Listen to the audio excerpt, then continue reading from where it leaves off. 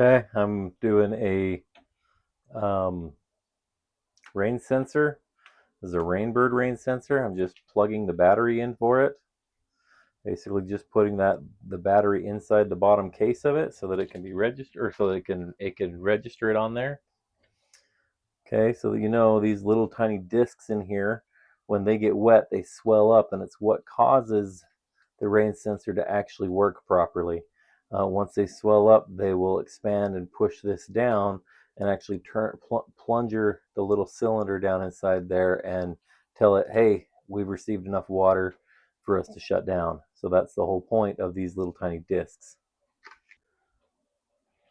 Okay, I've already mounted it. Disregard this extra component because that is for another video I made earlier.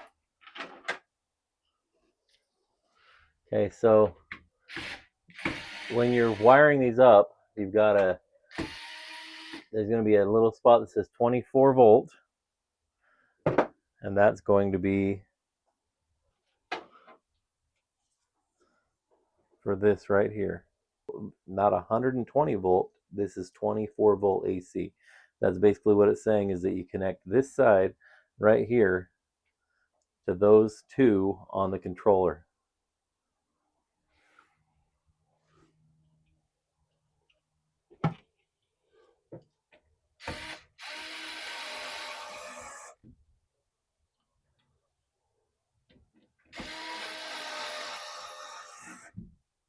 Okay, now the other two are the sensor 1 and 2 wires.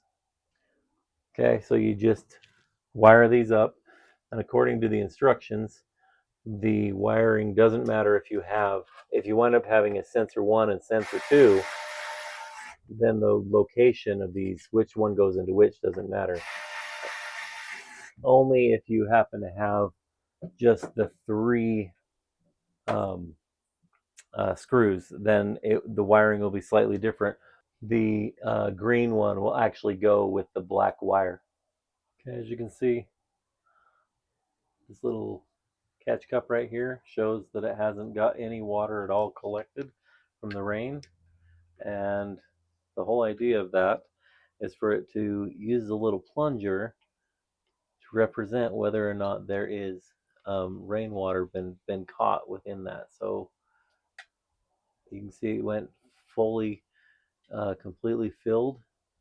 What I'm actually doing is I've got the unit itself, and I'm just mimicking whether or not the little plunger inside has been pressed down, and that's what's causing that to be triggered, which showing that basically what it is, it'll eventually revert back to what it was. But what it's doing is it's as if these little things right here have been saturated, the plunger is being pushed down, and it is activating once this goes together like this, and that's what was being represented as the full amount of water right there. Finally, mount the rain sensor in a location where it's not going to be affected by anything but rain, especially irrigation. Because if irrigation water hits it, it will prematurely turn off the system.